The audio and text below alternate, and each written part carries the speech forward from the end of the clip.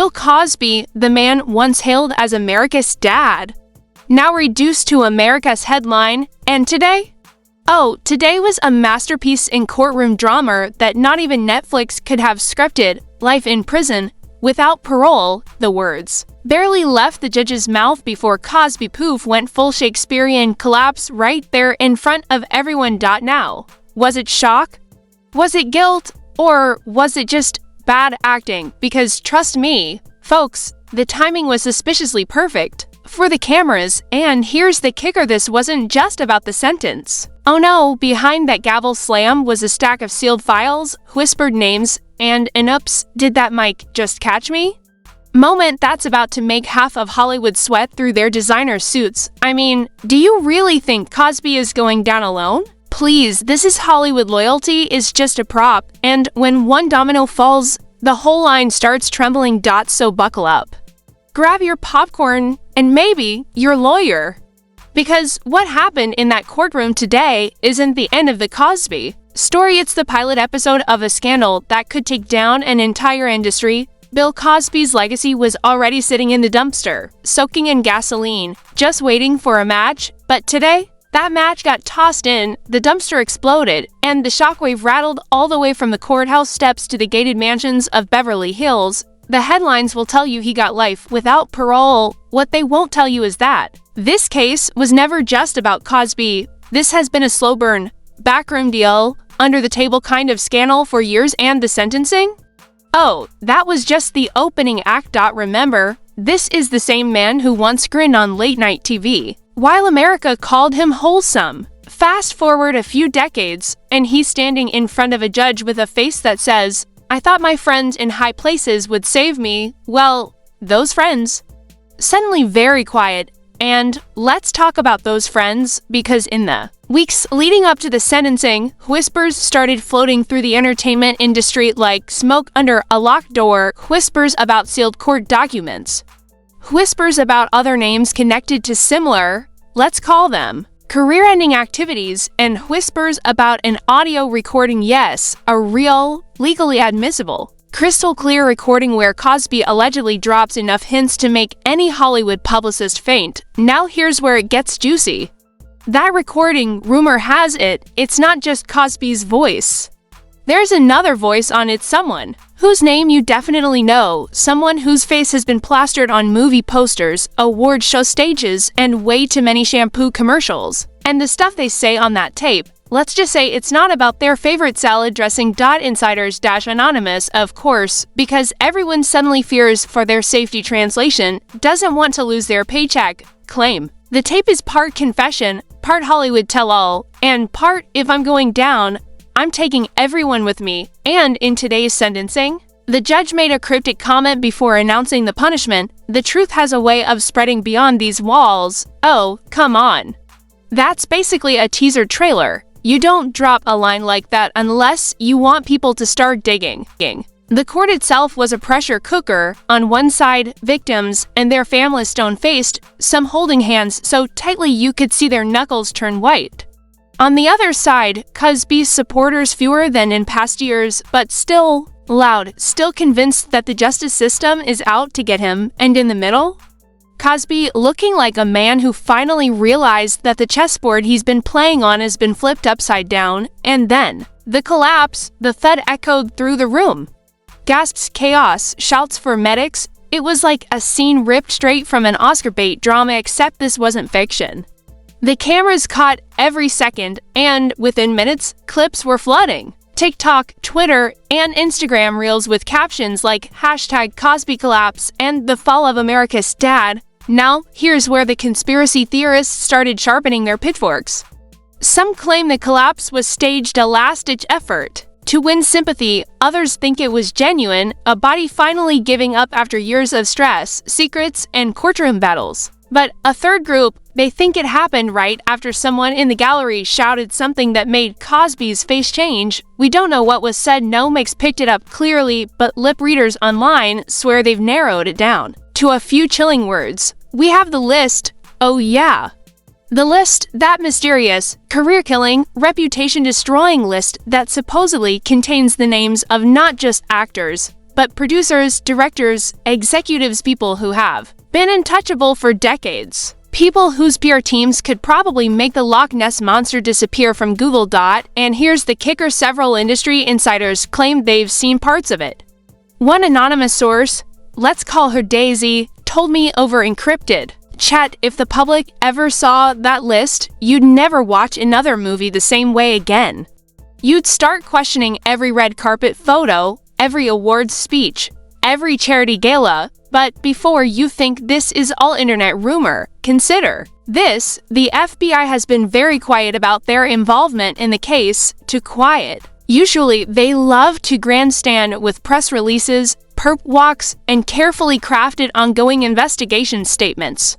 This time, silence, which in my book means they're either hiding something or waiting for the perfect moment to drop it. Meanwhile, in the hours after the collapse, reporters swarmed outside the courthouse like flies on a Hollywood catering table. Microphones in faces, cameras flashing, everybody desperate for a soundbite.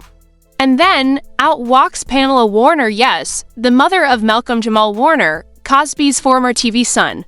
She didn't stop for questions, didn't even glance at the chaos. But she did say one thing as she passed: this is the beginning, not the end. Chills, right? That's not something you say unless you know there's more coming. So here we are, Cosby sentenced, files sealed, rumors boiling, and a mysterious list dangling like a sword over Hollywood's head. And trust me, folks, this story is about to get messier than a celebrity divorce trial. The courtroom was silent except for the faint hum of the air conditioning, but the tension was so thick you could slice it with a dull butter knife. Bill Cosby's body, still sprawled on the courtroom floor, had become the center of a spectacle that no one, not even his most dramatic Hollywood co-stars, could have scripted better. Lawyers whispered in panic, security guards looked like they'd rather be anywhere else, and then, through the chaos, Malcolm Jamal Warner stepped forward with that slow, deliberate walk that screamed, "I've been holding receipts since the 90s, and now's my moment." Malcolm didn't rush. No, he adjusted his tie, looked at the judge, then back at Cosby's unconscious form, and cleared his throat so loudly you could hear it over the murmurs. "Your Honor," Malcolm began, his voice dripping with the same righteous fury you'd expect from a Sunday morning preacher. Before this man gets carted out like some tragic TV hero, the truth needs to be told. Gasps erupted. A woman in the back dropped her coffee. Even the court stenographer stopped typing for a second, which is basically a felony in court world. Malcolm continued, "For decades, I stayed quiet. I kept my head down. I told myself I wouldn't let Hollywood politics chew me up. But watching him here today, watching the crocodile tears, the fake fainting, the manipulation, I can't keep this inside any longer." The prosecution's lead attorney practically leapt from his seat. "Mr. Warner, this is highly irregular." Highly irregular, Malcolm snapped. So was the stuff that happened behind the set of The Cosby Show, but nobody stopped that, did they?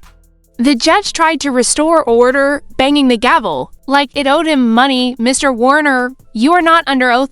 "I don't need to be under oath," Malcolm shot back. "I've got the tapes." You could feel the courtroom's energy shift in an instant. Tapes, as in audio recordings, as in the kind of thing that turns Netflix documentaries into cultural events? Every reporter in the room suddenly sat up straighter, pens poised like they were about to rewrite history. Malcolm reached into his briefcase, and yes, it was one of those heavy leather ones that creaks when it opens, and pulled out a battered old cassette tape. The kind you'd expect to hear in a 1980s answering machine, not in a 2025 courtroom. "This," he said, holding it up for everyone to see, "is the moment that changed everything for me." And for him, the bailiff tried to stop him. The defense attorney jumped to his feet. But Malcolm had already walked to the evidence table, placed the tape down with the kind of finality you'd see in a crime thriller, and stared dead at Cosby's legal team. "You want to keep pretending? Fine, but once this plays, the whole world's going to see who they've been protecting." Cosby, still slumped in his chair after being lifted off the floor, cracked when I opened, just barely. And in that moment, the entire room saw it, the flicker of recognition, the panic, the realization that Malcolm was about to detonate a career that had already been reduced to rubble, the judge ordered the tape to be played. A dusty old tape recorder was wheeled in from the evidence room, and the bailiff pressed play. The static was deafening at first, then a voice emerged. It was Cosby's, clear as day, not the TV dad Cosby voice. Not the soft-spoken public Cosby voice, no, this was the real voice. Sharp, commanding, dripping with arrogance. You think they'll ever believe you, Malcolm? You think anyone cares what happens to you? I made you. Without me, you're nothing. You keep your mouth shut, you stay in line, and you get to keep working, step out of line. And you're done. The courtroom was frozen, no one breathed. Malcolm stood there, eyes locked on Cosby, not even blinking. That, Malcolm said, his voice shaking now, was the night I decided I'd rather be done than be complicit. The defense scrambled to object. The judge's gavel hit the bench like a war drum. Order in this court, but the damage was already done. You could see it on the jury's faces, the betrayal, the disgust, the dawning realization that the collapse they'd witnessed minutes ago wasn't about guilt or remorse. It was about exposure. Cosby muttered something under his breath, but it was lost under the sound of reporters racing out of the courtroom to file the kind of breaking news that melts the internet. Malcolm turned to leave, but the judge called him back. Mr. Warner, you've just introduced evidence that could alter the sentencing proceedings. I suggest you remain available for further testimony. Malcolm gave a tight nod, but his eyes never left Cosby. Oh, I'm not going anywhere, he said. Not until the truth finally sticks to him. The courtroom adjourned for a short recess, but the atmosphere was electric. Every hallway, every bench, every corner of the courthouse buzzed with whispers about the tape, the threat, and what else Malcolm might be hiding in that creaky leather briefcase. And in the center of it all, Cosby sat hunched in his chair, no longer playing the frail, misunderstood elder, but looking, for the first time, like a man who knew the walls were closing in. And yet, Malcolm wasn't done. Not even close. The courtroom went dead silent.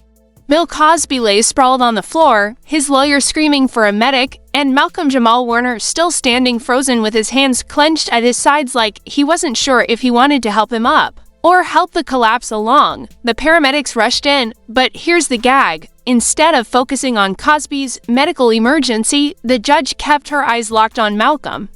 Mr. Warner, you are still under oath, she reminded him, her tone sharper than a TMZ headline. And Malcolm? Oh, he didn't waste a second. Let me make something clear. Malcolm began, his voice trembling, but his words cutting like a blade. This isn't just about what happened to those women. This is about decades of power, money, and manipulation. It's about every single person in Hollywood who knew and stayed silent. Now, the gallery was losing its mind. Some people gasped, others whispered he's talking about them like they were in a church sermon about sin. Even Cosby's own publicist tried to get Malcolm to stop, but he was on a roll, and when Malcolm's on a roll, it's over. He painted the picture for the court. Back in the mid-90s, when The Cosby Show was still on reruns everywhere, Cosby allegedly called Malcolm into his dressing room. The conversation, a warning that sounded more like a veiled threat: stay in line, keep your mouth shut, and you'll have a career for life, Cosby allegedly told him. Malcolm said he didn't fully understand what Cosby meant back then. But now, he understood exactly. By the time Malcolm was done dragging Cosby's reputation through the mud, the paramedics had him sitting up. Cosby, pale and sweaty, tried to speak. He's lying, he croaked, but the damage was done. The judge, clearly over the theatrics, banged her gavel.